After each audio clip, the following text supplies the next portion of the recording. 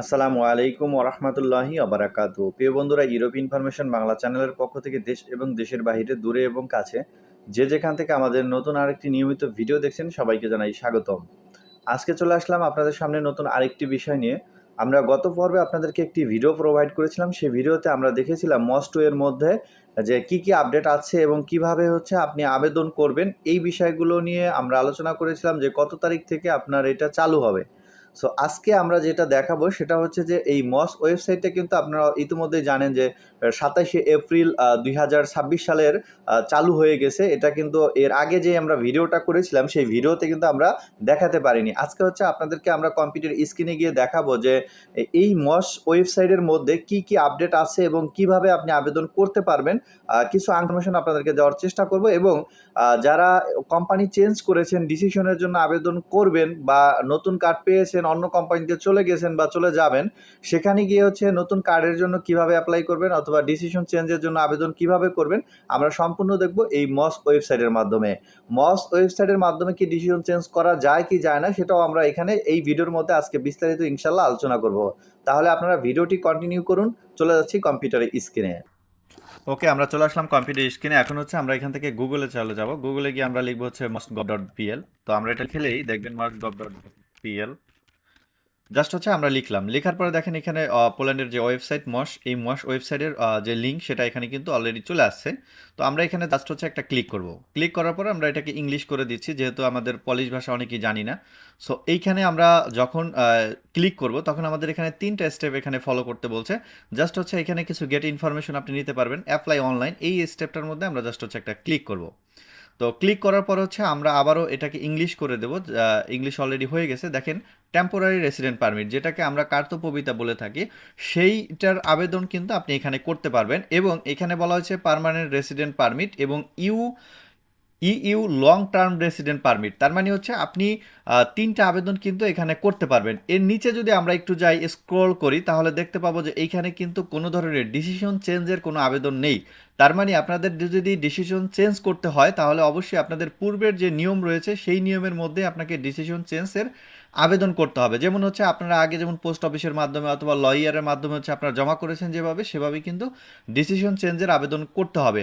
যদি কখনো এই ওয়েবসাইটের মাধ্যমে আমরা পাই যে ডিসিশন চেঞ্জের আবেদন অনলাইনের মাধ্যমেই করা হয় বা করা যায়, তখন কিন্তু আপনাদেরকে আমরা আবারও ইনশাল্লাহ নতুন একটা ভিডিও প্রোভাইড করব। তো আমরা যেহেতু যারা বাংলাদেশি নাগরিক রয়েছি, তাদের বেশিরভাগ ক্ষেত্রে মানুষের আমাদের টেম্পোরারি রেসিডেন্ট পারমিট। তো অনেকে আবার 10 বছর হওয়ার পরে পার্মানেন্ট রেসিডেন্টের জন্য অনেকে আবেদন করতেছে, এখন দেখতেছি আবার লং কার্ডের জন্য আবেদন করতেছে। সো আমরা জাস্ট টেম্পোরারি রেসিডেন্ট কার্ড, এটার মধ্যে একটা ক্লিক করব। ক্লিক করার পর আপনাকে এইখানে লগ ইন করার জন্য প্যানেলে নিয়ে গেছে, যে এখানে আপনি প্রোফাইল জাউফানি অথবা ট্রাস্টেড প্রোফাইল, এটার মাধ্যমে কিন্তু আপনাকে লগ ইন করতে হবে। অথবা আপনি ব্যাংকের মাধ্যমেও কিন্তু আপনি লগ ইন করতে পারবেন। যেমন ইলেকট্রনিক ব্যাংকিং যে সিস্টেমগুলো রয়েছে, যেমন আপনার মিলিনিয়াম ব্যাংক অথবা আপনার ব্যাংক পলস্কি, এইরকম যে ব্যাংকগুলো আছে, ব্যাংক সান্টান্ডার, তো এই ব্যাংকগুলোর মাধ্যমে কিন্তু আপনি এখানে লগ ইন করতে পারবেন। সো আমাদের ট্রাস্টেড প্রোফাইল আছে, এজন্য আমরা ট্রাস্টেড প্রোফাইল দিয়ে লগ ইন করে আপনাকে দেখাচ্ছি যে এটার মধ্যে কি আপডেট আছে। তো আমরা এখানে আমাদের যে ইমেলটা, সেই ইমেলটা আমি এখানে ব্যবহার করব। তো ব্যবহার করে জাস্ট লগ ইন বাটনে আমরা একটা ক্লিক করব। ক্লিক করার পর আমার ফোনে একটি কোড আসবে, সেই কোডটা আমাকে এখানে দিয়ে দিতে হবে। ওকে, আমি কোডটি ইন্টার করে দিলাম। এখন জাস্ট ক্লিক করব। ক্লিক করার পর আমরা লগ ইনে চলে গেলাম এখানে। তো লগ ইনে ক্লিক করার পর আপনার এইখানে একটা ইন্টারফেস আসবে। সেই ইন্টারফেসটা আমি আপনাদেরকে একটু দেখাচ্ছি যে কোন ধরনের ইন্টারফেসটা আসবে। তো আমরা অলরেডি আমাদের ডেস্কটপে এটা রেখে দিয়েছিলাম কাজের জন্য, যেহেতু আমাদের এটা প্রয়োজন হবে, স্ক্রিনশট হিসেবে রেখে দিয়েছিলাম। যে এইখানে আপনাকে একটা অ্যাক্টিভ করতে হবে। অ্যাক্টিভ করার পর আপনি একটা আইডি পেয়ে যাবেন। সাথে মস থেকে একটা আইডি হবে, আপনার আইডি ক্রিয়েট হবে, ইমেলে আপনাকে অ্যাক্টিভ করতে হবে। জাস্ট এই একটা আপনি ফর্ম পাবেন, এইরকম একটা ফর্ম আপনাকে আসবে আপনার সামনে। এবং আসার পরে আপনি এটাকে এই ইনফরমেশনগুলো দিয়ে জাস্ট কনফার্ম বাটনে ক্লিক করবেন। তো কনফার্ম বাটনে যখন আপনি ক্লিক করবেন তখন আপনার সামনে চলে আসবে যে আপনার ইমেলে একটা ভেরিফিকেশন লিঙ্ক চলে যাবে। লিঙ্ক যাওয়ার পরে আপনি ওই লিঙ্কটা অ্যাক্টিভ করলে আপনি এখানে জাস্ট লগ ইন করতে পারবেন। তো এইটা হচ্ছিল আমাদের যে এইভাবে আপনি লগ ইন করতে পারেন। এবং লগ ইন করার পরে এখন দেখেন এখানে স্টেটমেন্ট অ্যাপ্লিকেশন ফর্ম।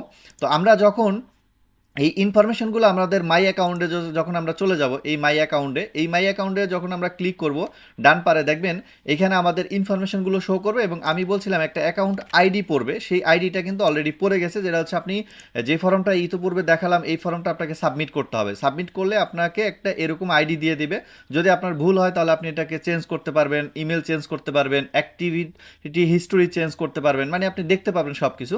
তো আমরা যদি মাই ডকুমেন্টে যদি যাই, এটা আমাদের পার্সোনাল ডাটা, মাই ডকুমেন্টে গেলে আমরা এখানে লিস্ট দেখতে পাবো যে অ্যাপ্লিকেশনের কোনো ড্রাফট করা আছে কিনা। আপনি এখানে যতবার লগ ইন করবেন ততবারই একটা করে ড্রাফট হবে। এইখানে দেখেন আমি যতবার লগ ইন করেছি ততবার একটা করে কিন্তু এখানে ড্রাফট হয়েছে, যেটা হচ্ছে আপনি এই ড্রাফট এডিট করে আপনি আবেদন করতে পারবেন। এটা হচ্ছে মাই ডকুমেন্টের মধ্যে গেলে আপনি যতবার লগ ইন করবেন ততবার একবার করে ড্রাফট হবে। এখানে অনেক কিছু আছে, এইটার মধ্যে অনেক ইনফরমেশনও দেওয়া আছে।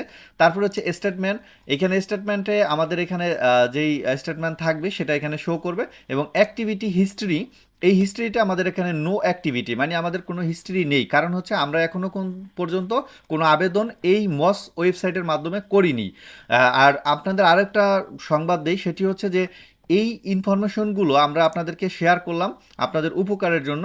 আরেকটা বিষয় হচ্ছে যে পরবর্তীতে যখন হচ্ছে আপনারা একবার কোনো লয়ার দিয়ে আবেদন করবেন তখন কিন্তু এই প্যানেলের মধ্যে আপনার সকল ডকুমেন্টগুলো আপনারা দেখতে পাবেন। যারা ভালো একটু পলিশ জানেন এবং হচ্ছে যারা ইংরেজি খুব ভালো জানেন তারা কিন্তু পরবর্তীতে নিজের আবেদন নিজেই করতে পারবেন। আপনারা জানেন বা ইতিমধ্যে জেনেছেন যে একটা আবেদন করতে, টিআরসির আবেদন করতে আপনার হচ্ছে লয়ারকে প্রায় 1800 থেকে 2200 জলতি দেওয়া প্রয়োজন লাগে। আপনি যে কোনো একটা লয়ারের হেল্প নিয়ে কিছু ফর্ম পূরণ করে আপনি নিজে নিজেই কিন্তু সাবমিট করতে পারবেন। আর অনেকে আছে যেমন আপনাকে আবেদন করে দিবে কিন্তু হচ্ছে আপনার লয়ার হিসাবে থাকবে বা পাওয়ার অফ অথরিটি হিসাবে সে থাকবে, কিন্তু হচ্ছে আপনার যখন ফিঙ্গারের ডেট আসবে তখন সে আপনার ইমিগ্রেশনে যাবে না। ধরেন সাপোজ আমি গিদান শহরে আছি, এখন সে থাকে ধরেন আপনার হচ্ছে কাতোবিস শহরে অথবা ক্রাকোভ শহরে। এখন এটা আপনারা যাদের দিয়ে কাজ করাবেন তাদেরকে বলে নেবেন যে আমার ফিঙ্গারের সময় কিন্তু আপনার যেতে হবে। অনেকে আছে যে শুধু আবেদন করে 2000 জলতি, 2500 জলতি বা 1800 জলতি নিয়ে নেবে। এই থেকে আপনারা একটু সাবধান হবেন।